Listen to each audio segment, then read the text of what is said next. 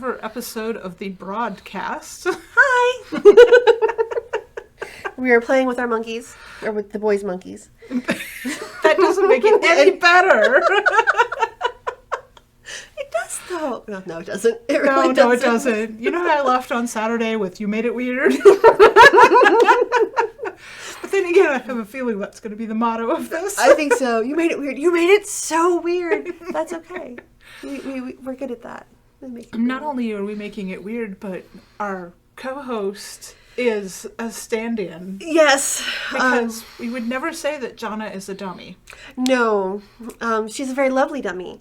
But our lovely and wonderful and brilliant and talented and awesome third mother of the apocalypse is doing what we do. She is traveling in another state. Working on some awesome projects. Yeah, I don't know. It's not public yet. It hasn't even been accepted as a project yet, but it has potential. It has potential. It has amazing potential and looks very exciting. Yeah. I think. So I think then we'll start by introducing Jana formally, since she's not here to do it for herself. Yes. And Jana Hayden, the elder mother of the apocalypse, because... So we are the three moms of the apocalypse. Yes. And that started with... Ian dubbed us the three moms of the apocalypse because we tend to... Well, we all have children. I mean, I guess starting with that. Yes, and we tend to mother people. Some of us in interesting ways. And we tend to leave chaos in our wake. Or, no, we find chaos and we bring order to it. Or, wait, no. Well, all of the above. We instigate things. We instigate things. Well, if you think of the apocalypse, it's the end of the world as you know it. Which is not necessarily the end of the world. It is change. And it is occasionally catastrophic change. But when we show up... We are agents of change. We are agents of change. Your life will never be the same after you've met us. For good or ill. I tend to think we're a force for good, but I have used my powers for evil. In fact, I think we all have at one point or another. Oh, yes. I know I have, and I am absolutely certain that Jana has. Yes. But Jana, as a dressmaker's dummy is standing in for her today, makes lovely, lovely things like clothing and costumes, and has worked making costumes for everything from the SCA to operas to ballets to some really interesting projects we can't talk about. Yes. And she has also been involved in science fiction and fantasy fandom for a very long time. I think she was saying I think she was saying 40 years the last time we talked. Yeah. A very long time. So, longer than Courtney's been alive. Okay, so like technically... Yes. Yeah. Jana is not my mother. Nor is she mine. But she could be if she wanted to. She's going to reach through the screen and get us. She knows where I live. It's kind of funny. No, but she is a good person to have around. She's been around the block a time or two. Has more bumps, bruises, scrapes, and stories than a lot of people I know. But I think all three of us do. Yes. I mean, I know you do, even though you're the youngest mom of the apocalypse, but you're by no means an ingenue. No. I have my moments. I am not unflappable, but... Turning colors when monkeys get spanked. And part of that's because I have tried... Ian and Jim get very twitchy when I make off-color jokes. Partially because I am old enough to be Jim's daughter. Younger daughter. And Ian considers me his little sister, which is perfectly fine for me. It's a role I'm happy to, not romantic potential, but family, and we love her just the same. Yeah, we have a big family. We've all adopted each other. Yes. But it makes the boys very uncomfortable for me to make off-color jokes. which makes it more fun to make them. Oh, I think. yes, absolutely. I know when I come out and do it, it always gets me that look. But it's a lot of fun. It's a game. Yes. So to have Ian spank the monkey, I think we crossed a line. Well, that's the fun thing, though. I mean, we've talked about how Live from the Blanket Fort never is on the rails. No. But we also never go off the rails with that live stream in the same direction. Which implies interesting quantum parallel universe things about directionality, because otherwise it's a porcupine. It starts on a path. Because I know occasionally they walk in going, I'm going to talk about this today. And we'll get to it in the last 2 minutes of the show. Jim will walk in with a list on a note card. I have seen him. And I will see him go, Yes. The broadcast is going to be a little bit different, though. a little bit. Because we are not able to be live, partly because, well, We have our lovely stand-ins. because we're very rarely at the same place at the same time. We're going to try and do live streams, though. Yes. One live stream a month It's a goal. is the goal. One live stream a month is the goal. If we can manage more than that, great for us. But I was looking at my schedule for the next couple of weeks, couple of months, and had a couple of things dropped on me yesterday that are going to make travel interesting for the next. Yeah. We haven't had a chance to chat, but that can be But later. that's well, it's one of those things I'm like, okay, I need to get more details before I actually okay, so this is actually a thing. It's like, hey, are you available for this? Like, maybe. I had to check my schedule and talk to everybody else. Well, and I had a thing crop up the last couple of weeks that has the potential, if I were to follow through with it, to make my life very different and very difficult to do this. So we'll be doing a lot of this on StreamYard, where we're if we can all get someone.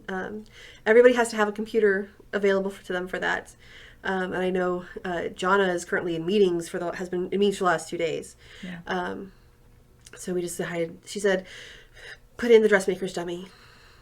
So that looks like Yes, we had very specific instructions. Dressmaker dummy in her clothes with the Viking helmet. with the Viking helmet, So, very specific instructions. so that she can be here with us in spirit, if nothing else. Yes.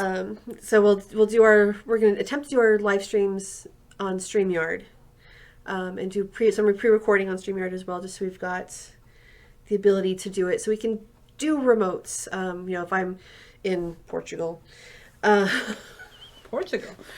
possibility. Possibilities. So many possibilities. So many possibilities. So, one of the things that we're doing wrong here. Yes. And part of the charm of Live from the Blanket Fort is that it breaks all the rules. But the broadcast intends to bend the rules to suit our own whims and needs. Yes. But we're acting like everybody knows who we are. Oh, this is true. So we you did have a introduce name. Jonna. I do have a name. Hi, my name's Courtney. There's no U and there's no Y. Figure that out. And the number of people who cannot spell my name right approaches infinity. If you spell it right in the comments, there's a prize for you. There you go. I've seen some creative bad spellings. Like, those are interesting. There was a Q on one of them, which I'm like, how? They're not even close together on the keyboard. That had to have been deliberate. It had to have been. Although I did that to a couple other people who misspelled my name so badly. I'm like, oh, and it was did their name phonetically. So what do you do, though? What do I Besides do? fight Besides fight with errant people? misspellings of your name. Well, fighting with people. Fighting with people. I fight with people. Yeah. Actually, I don't. I kind of try not to fight. It can happen, but so I write science fiction romance. I edit for Rake Into a Press. If you send in a story to one of the anthologies for Rake Into a Press, I'm the first person that sees it, the first person that reads it, the first person that puts it into a file to say, hey, and have somebody else read it. And I'm the one that I fill out the contracts, I do all the paperwork. I'm a woman of many talents. a woman of many talents. I wear many hats. I actually don't wear hats. I need to get hats. I was gonna say we've got hats. We have hats. Next episode. So what else do I do? Keyword marketing guru, that has been dubbed. Apparently brilliant. Not sure I see it, but that's me. If you don't know something, you know how to figure out that something or the person to ask. Yes, typically. Yeah. There's rarely if I don't know, it's I don't know, but, and I'll figure it out. Yep. That in itself is a superpower. Seems to be. It's I can read and follow the directions. That's a superpower. That is a superpower. The number of people I've run into who are like, it's right there. I don't know what that says. Yeah, okay, fine. Basic, flip the page over. Although I will say, it took me years to see the just the writing on the bottom of flip the page over. I'm like, oh, there's more. This is a 2-sided assignment. I didn't almost fail 4th grade because I couldn't read the directions.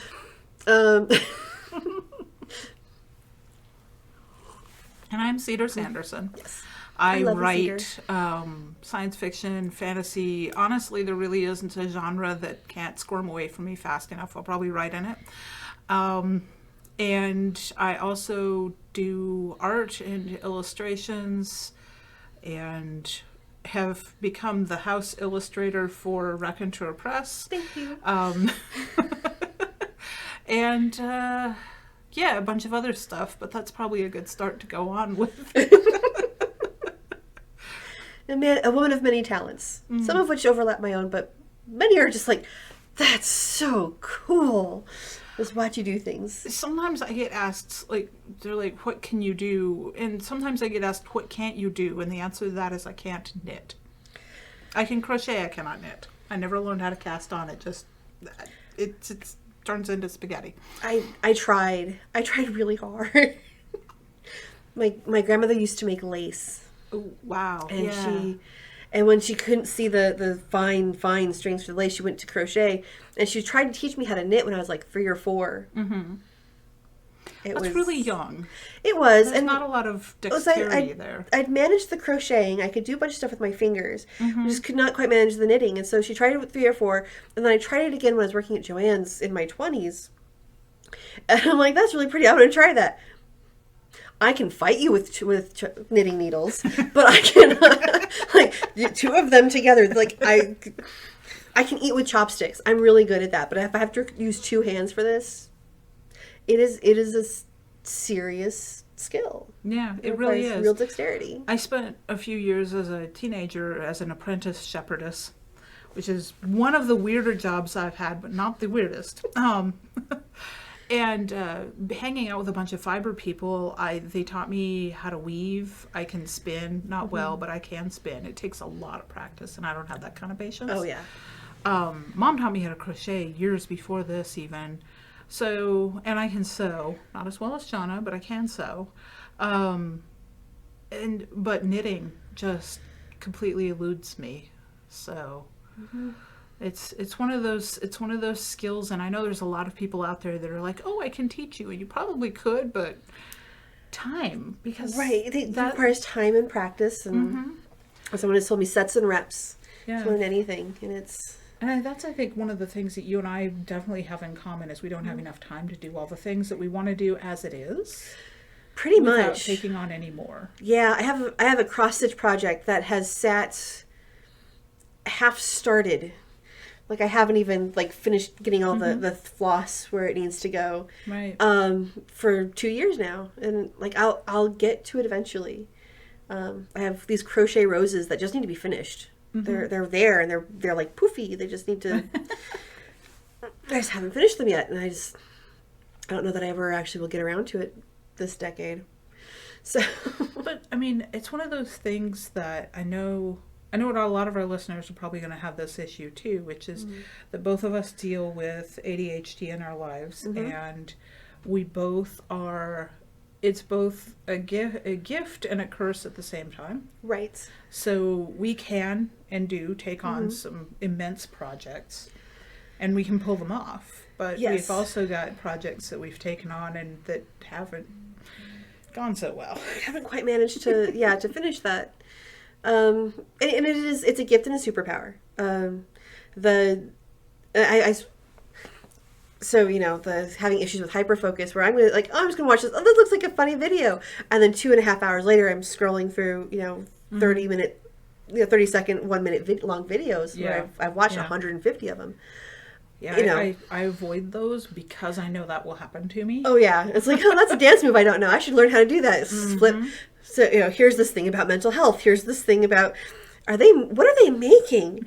It's oh my gosh, they're so much fun, and they're like this time suck that just sucks you in. But my husband has told me I'm not allowed to start any more hobbies. He underestimates how many I already have. One of the things that I came across, because some of these are actually really good. They make you think about things. It's like, are you a jack of all trades, or are you so ADHD that you've picked up so many hobbies that you got pretty good at that now you just know a little bit of everything? Yes. It's like, well, yeah, actually, that's exactly what that is. Right, and that's where I am. I mean, I went back to college as a non-traditional student and picked up a very broad degree on purpose because I thought it would let me be marketable as both a microbiologist and a chemist. And instead, it makes HR cock their head sideways and go, "Baru?" And then they're like, nope, we're tossing her resume. We don't know what to do with her. And so it's made it harder in some ways, not hyper specializing. Yeah.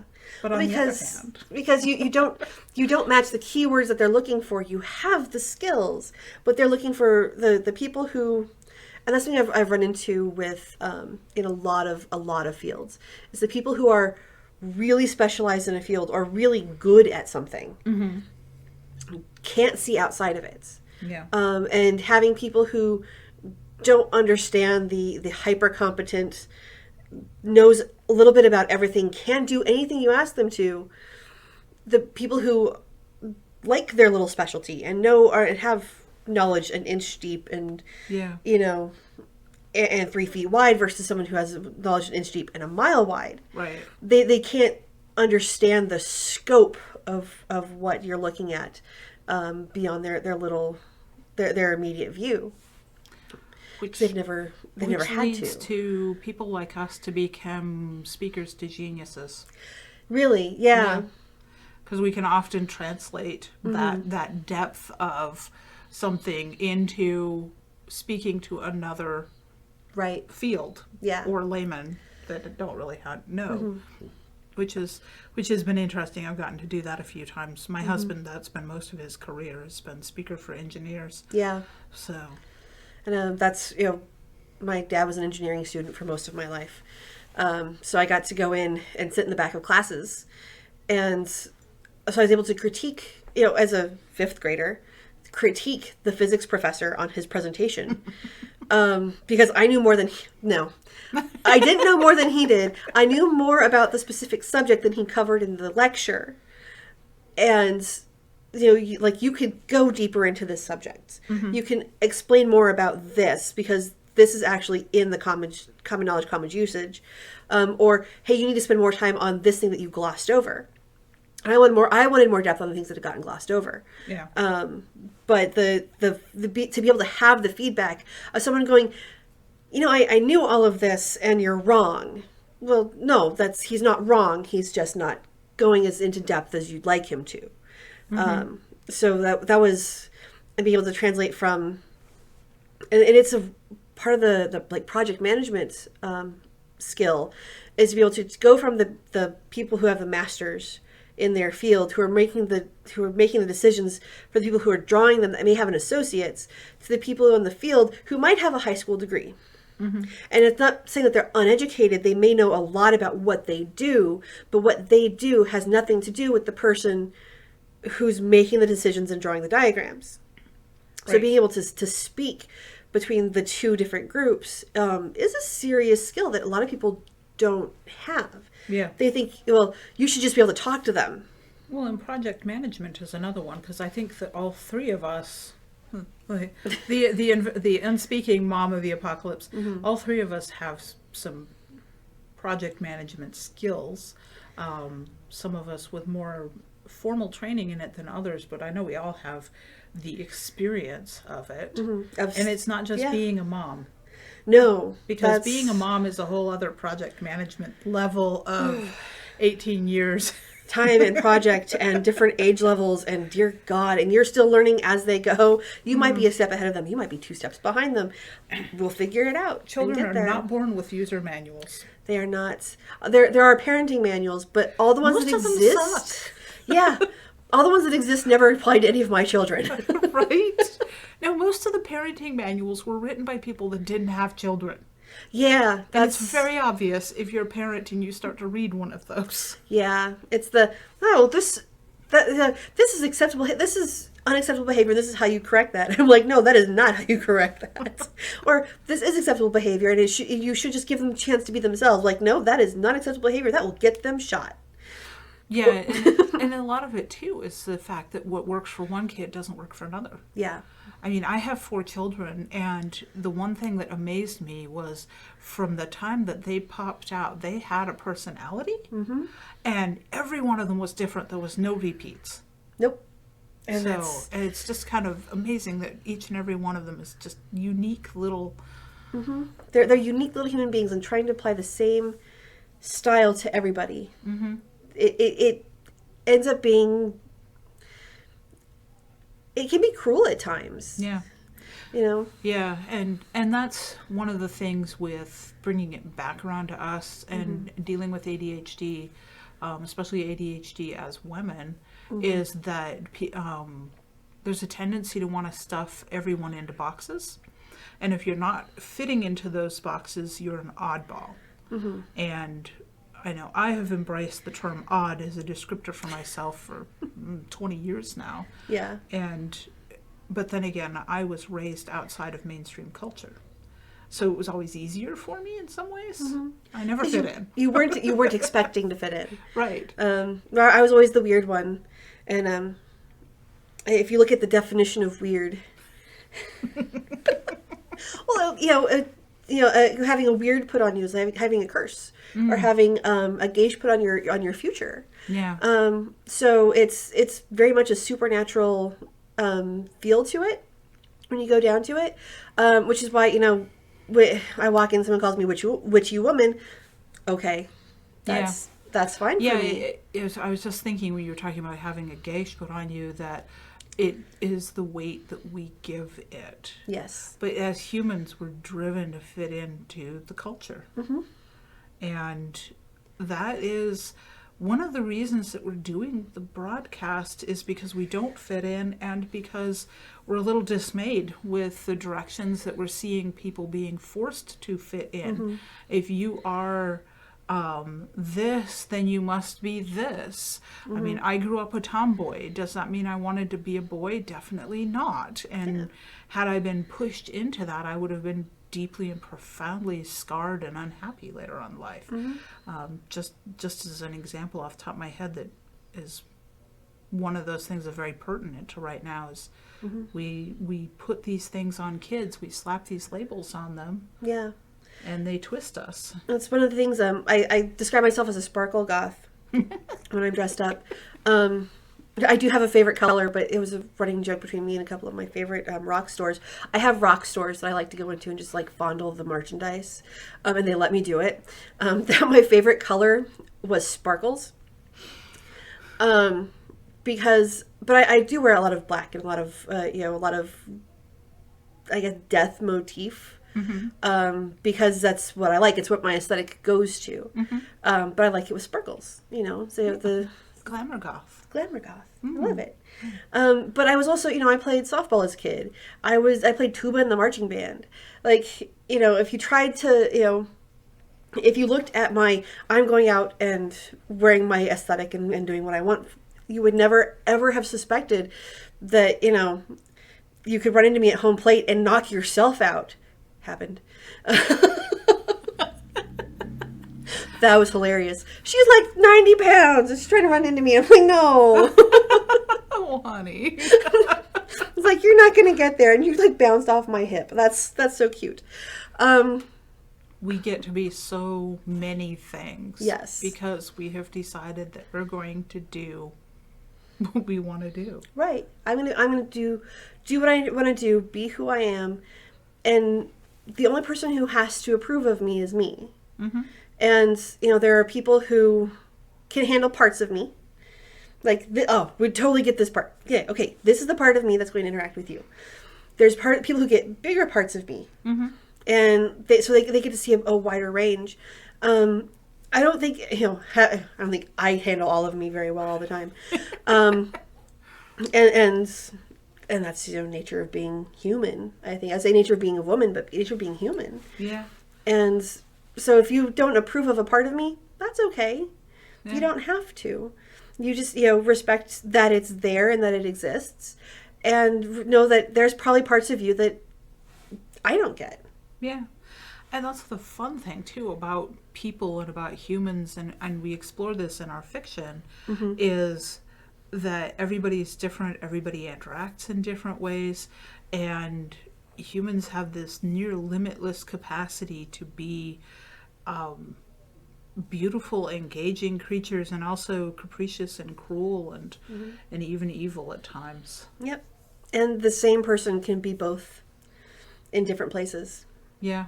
Because something that you think is, someone who, they have the ability to be redeemed, but, they were this awful person, and they may have done it for a reason, or they may have done it because they're just an awful person, and they can either learn better or not. The worst thing, the reason that we all hate Umbridge in Harry Potter is somebody doing what they think is the best thing, mm-hmm. and it's absolutely not. Right. Someone who is cruel on accident. No, not even on accident. Who's cruel because it's going to make the target of their intent mm-hmm. better, to make humanity better, mm-hmm. to remake humanity into a better, more conforming. Right, because they think that making sure you fit in that nice little box, so they have to cut off your little pieces to get you in there. Yes. Is what's right for you. Is incredibly painful. Mm-hmm. Yes. Yeah, because you're missing a piece here, so we're gonna take this piece that we cut off, we're gonna stick it over here, so it fits kind of sort of in this corner, and you're better, right? Like we took this, and there's a lot of we've all had those people in our lives, whether it was a teacher or a relative or a parent, who. And sometimes those people can be really nice and good, and they don't understand you. Yeah. And they're trying to put you in a spot that they can understand. Mm-hmm. And it's heartbreaking. And when they realize they've done it, some of them they feel awful about it. Some of them don't. Yeah, some of them just literally can't understand. Mm-hmm. I've had that in my own life, in my own family, that they just, the idea that they might have been wrong about this was completely beyond their capacity to understand. Yeah. So, and it's all of these things affect us as human beings to make us richer, more well-developed characters, because that is so trite, and mm-hmm. yet we are quite the character. But we are all characters. We are all, what was it? The main character syndrome. We're all the main characters. We're all the main character. Story. Yeah. And I'm totally happy to be, the plucky comic relief for other people's stories. And I know that I'm the villain in some stories. Yeah. And I have come to terms with that. I can't say I'm happy about it. No. Because it's never something I've ever wanted to be. But you make the decisions that you can with the information that you have in the time and places, and that was the right decision to make. But it makes you the bad guy. So how much of this is why we write fiction, you and I? Oh gosh, at least some of it. I notice for me. For me, because I'm a pantser, I'm getting a picture into a world, and I'm writing what I see. Mm-hmm. I don't have much control. I feel over my characters, but the reality is that my characters are a product of my own mind. So it's me trying to come to grips with and understand the world around me. Yeah. And it's, I think, well, one of the reasons I started writing was I ran out of stories to read. Yeah. Oh, absolutely.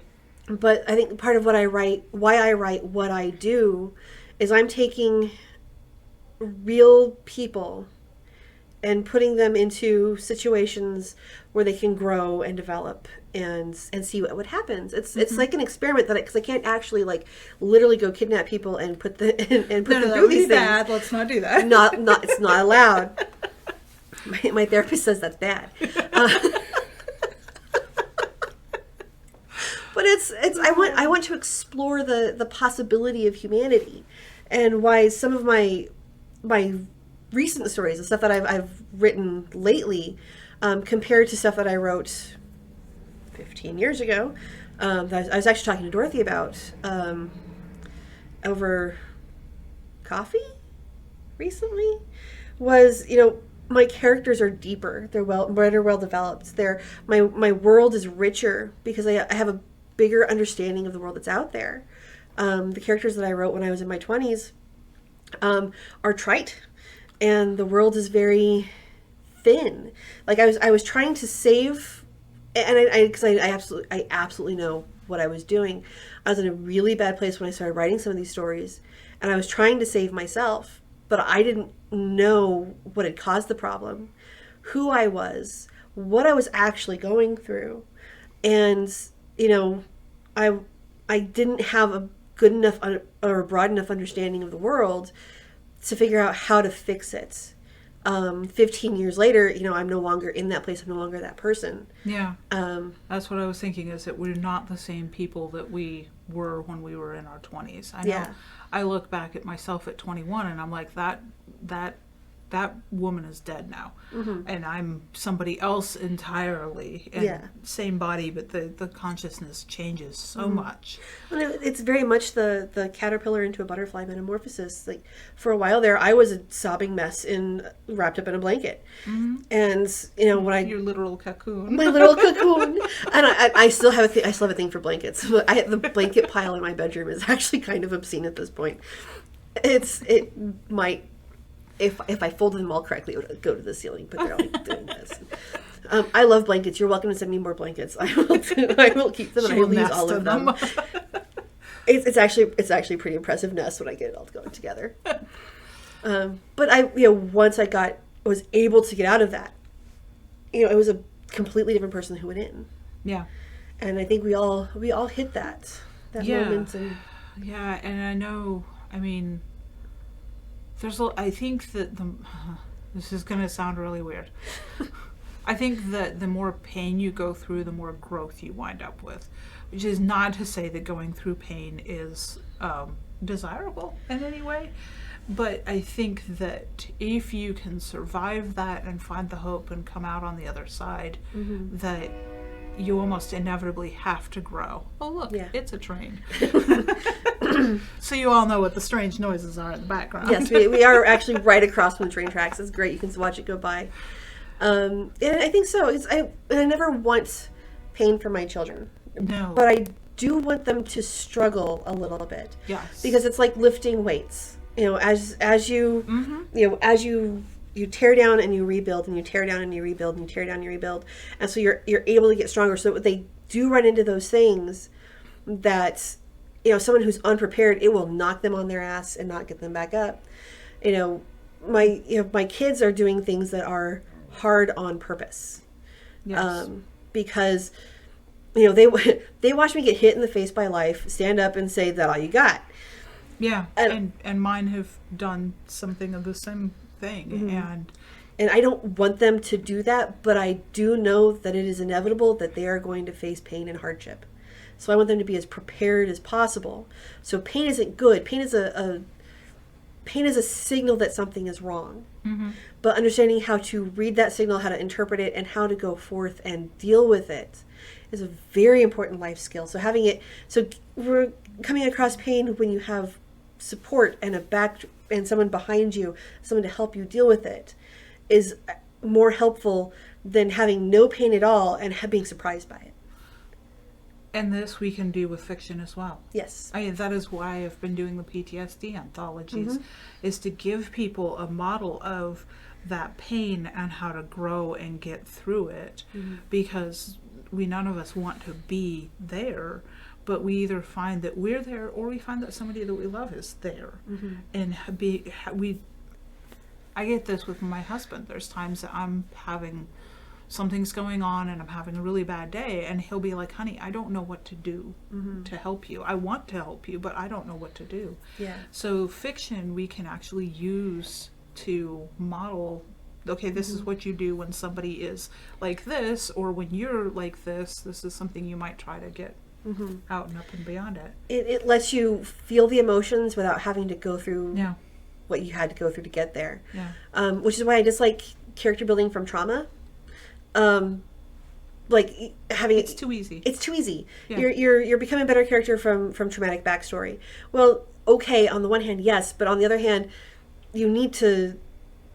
Not everything has to be traumatic for it to be a growth. Yes. Some things can be just, is it the apocalypse? The world as you know it has changed. But we can still have fun. Right. And we should, because we don't have that joy, if we don't have the joie de vivre, and reaching out and looking for beauty and finding it and celebrating it, then what's the point? Right. It's and there is joy to be found in everything. Yes. There is, your life could be falling apart, and okay, so that really sucks and that really hurts, and there's gonna be a lot of fallout from that. But where is that moment of joy? Where is, what good are you getting out of this? Are you learning something? Are you learning something that you can pass on to somebody else? Are you, okay, so this is the moment where you're being thrown into the fire and everything that's not important is burning to ash. Yeah. And all that's left is the core of who you are and what you find important, and you can build from that, because what that has been hardened in the fire is stronger than it was when it went in. Yeah. Because there's Tempered. Nothing. Yeah. Because now there's nothing extraneous left. There's nothing in it that can break. And for most of us, we get through that by learning how to deal with it with a lot of black humor. Very. And screaming monkeys. Screaming monkeys. This is our circus. That is our monkey. And we are the broadcast. Here to have fun and sometimes get a little serious on you. A little bit. Every now and then. Not always. So you can catch us on Wednesdays. Wednesdays at 6-ish. Well, we're working on the times. We'll work on the time. It'll be uploaded, and you can find us on Wednesdays. How's that? And if you have any topics that you have questions, we will have topics preset some days. If you have questions, if you have topics that you'd like us to cover, feel free to leave them in the comments or on our Facebook page. Yep. You can find us at the North Texas Troublemakers group on Facebook. And if you're not on Facebook, leave us a comment and we will set you up. Yeah. Well, we're working on ways to get a hold of us. We are occasionally on the live stream on Old NFO, his board yet. Yep. On Tuesdays and Thursdays. Tuesdays at noon Central. Thursdays at 3 p.m. 3 p.m. Central. And those are live streams with a very rowdy chat. And screaming monkeys. And screaming monkeys. And they occasionally try to make us turn fun and interesting colors. And we occasionally succeed in breaking them. Always fun. Yes. All right. Until next time, I'm Courtney. I'm Cedar. And this is Jonah. Bye now. Bye now.